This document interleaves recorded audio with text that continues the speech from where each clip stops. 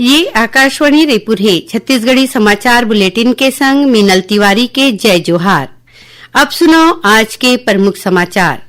बीजापुर जिला में आज 51 झिन माओवादी मन ह करीन आत्मसमर्पण। ये सबो ऊपर 66 लाख रुपया के इनाम रहिस घोषित। केंद्र सरकार ह जन्म मृत्यु पंजीकरण अधिनियम में करे है संशोधन। छत्तीसगढ़ में अप्रैल 2023 के बाद जन्मे हर एक लइका बर ऑनलाइन जारी जन्म प्रमाण पत्र करेगे है मान्य। और डीएमएफ घोटाला के जांच करत एसीबी और ईओडब्ल्यू के टीम हा प्रदेश में 12 ठिन जगह में करीन है छापेमारी। अब समाचार विस्तार ले। बीजापुर जिला में आज 51 झिन माओवादी मन ह आत्मसमर्पण करीन है। एमा 9 महिला माओवादी घलो शामिल है। ये सबो माओवादी मन ह सीआरपीएफ के डीआईजी डीके नेगी और पुलिस अधीक्षक जितेंद्र यादव के आगू आत्मसमर्पण करीन है। उमन बतैन कि ये सबो माओवादी मनों पर कुल 66 लाख रुपया के इनाम घोषित रहीस।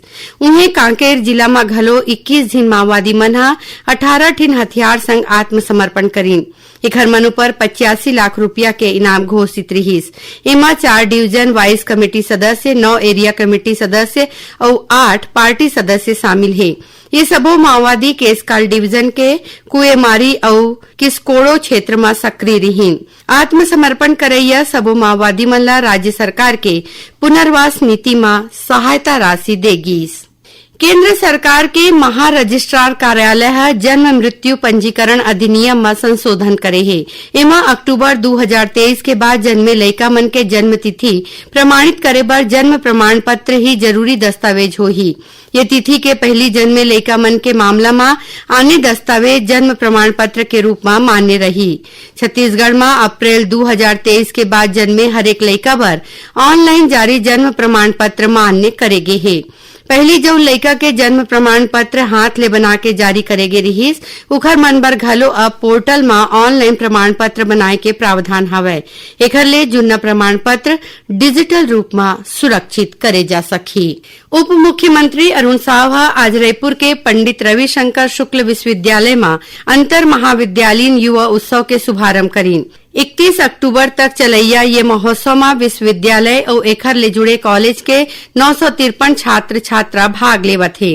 उमन 3 दिन तक नृत्य, संगीत, साहित्य, थिएटर और फाइन आर्ट्स में अपन हुनर दिखाही। कार्यक्रम में बोला श्री साव कहिन कि युवा अपन बर सही दिशा तय करे, बुलंद हौसला संग आगू बढ़ैया लइका मन ला सफलता मिलथे। उमन कहिन कि पंडित रविशंकर शुक्ल विश्वविद्यालय मध्य प्रदेश और छत्तीसगढ़ की शिक्षा के बड़े केंद्र रहे हैं। उन्हें पंडित रविशंकर शुक्ल विश्वविद्यालय के कुलपति प्रोफेसर सच्चिदानंद शुक्ला बताइन कि अंतर महाविद्यालयीन युवा उत्सव के विजेता प्रतिभागी एसोसिएशन ऑफ इंडियन यूनिवर्सिटीज कोतिले राखे गए अखिल भारतीय प्रतियोगिता में भाग ली हैं। डीएमएफ घोटाला के जांच करत एंटी करप्शन ब्यूरो एसीबी और आर्थिक अपराध अन्वेषण ब्यूरो ईओडब्ल्यू के टीम हा प्रदेश में 12 ठिन जगह में छापेमारी करीन है। एमा रायपुर, राजनांदगांव, दुर्ग और धमतरी कुरूद घलो शामिल है। एसीबी के टीम हा दुर्ग में इमेज डायग्नोसिस सेंटर के संचालक मनीष पारक के घर में छापा मारीन। उन्हें रायपुर में 5, राजनांदगांव में 4 और कुरूद में 1 ठिन ठिकाना में छापामारी चलत है। एमा ले अधिकतर शासकीय सप्लायर और कारोबारी बताए जाते हैं। राजस्व मंत्री टंकराम वर्मा हा काली सिमगा विकासखंड के सुहेला, रावण और झीपन गांव में करोड़ रुपया के निर्माण काम के लोकार्पण और भूमि पूजन करीन। एमा सुहेला गांव में 71 लाख रुपया ले ज्यादा के लागत ले बने नवा तहसील भवन के लोकार्पण घलो शामिल है। नवा तहसील भवन में क्षेत्र के किसान और लोगन ला राजस्व ले जुड़े सेवा जल्दी मिलही। ये मौका में राजस्व मंत्री अधिकारी मन ले कहिन कि गरीब किसान मन के समस्या के समाधान में कोनो किस्म के कोताही बर्दाश्त नहीं करे जाही। उन्हें जिला कलेक्टर दीपक सोनी कहिन कि नवा तहसील भवन ले राजस्व प्रकरण के निराकरण में तेजी आही। छत्तीसगढ़ी समाचार बुलेटिन आप मन आकाशवाणी रायपुर ले सुना था। छत्तीसगढ़ के खबर ले है आपकी वास्ता और खबर के विश्वसनीयता ले है हमार वास्ता। आकाशवाणी समाचार रायपुर के प्रादेशिक समाचार बुलेटिन के संगे संग हमार समसामयिक कार्यक्रम आप रेडियो के संग अपन मोबाइल में घलो सुन सकत हो। आकाशवाणी समाचार फेसबुक, ट्विटर और यूट्यूब में घलो हावय। हमार फेसबुक पेज हरे Chhattisgarh news on AIR, Twitter handle CGAIR news और हमार यूट्यूब चैनल हरे छत्तीसगढ़ AIR न्यूज। तो अब रेडियो के संगे संग आपके मोबाइल के माध्यम ले हम आप तक पहुँचत हन। छत्तीसगढ़ के हर खबर पर सुनत रहो आकाशवाणी समाचार। अब आगू बढ़बो बाँचे समाचार कोती। लौह पुरुष सरदार वल्लभ भाई पटेल के 150वीं जयंती के मौका में छत्तीसगढ़ पुलिस कोती ले 31 अक्टूबर के माना के छत्तीसगढ़ सशस्त्र बल के चौथी वाहिनी में राष्ट्रीय एकता दिवस परेड समारोह राखे जाही। समारोह में उप मुख्यमंत्री विजय शर्मा माई पहुना के रूप में संघरही। ये बेरा में श्री शर्मा मार्च पास्ट देखी और परेड के सलामी लीही। संगे संग एकता दिवस के शपथ देवाही। उन्हें कवर्धा में 31 अक्टूबर ले सरदार @यूनिटी मार्च के शुरुआत होही। ये जानकारी जिला के कलेक्टर गोपाल वर्मा आज पत्रकार मन ला दीन। उमन बताइन कि 25 नवंबर तक जिला स्तर में पद यात्रा निकाले जाही। ये दौरान योग और स्वास्थ्य शिविर लगाए जाही। संगे संग व्याख्यान और वाद विवाद प्रतियोगिता घलो होही। कलेक्टर बताइन कि स्कूल कॉलेज के युवा सरदार पटेल के सपना और संकल्प के भारत बनाए बर पद यात्रा करके 8 ले 10 किलोमीटर के दूरी तय करही। उप मुख्यमंत्री अरुण साव काली बस्तर ओलंपिक में कांकेर जिला में विकासखंड स्तर खेल प्रतियोगिता के शुभारंभ करीन। उमन तीरंदाजी, वॉलीबॉल और रिले रेस में सांकेतिक तौर में भाग लेवैया खिलाड़ी मन ला शुभकामना दीन। ये मौका में श्री साव गोविंदपुर के खेल मैदान में सेट बनाए बर 25 लाख रुपया दे के घोषणा करीन है।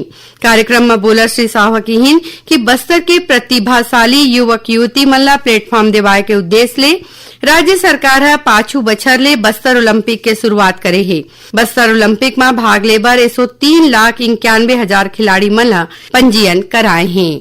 15वां अखिल भारतीय रेलवे तीरंदाजी प्रतियोगिता के आयोजन काली ले रायपुर के WRS कॉलोनी के सेकरसा स्टेडियम में करे जाही।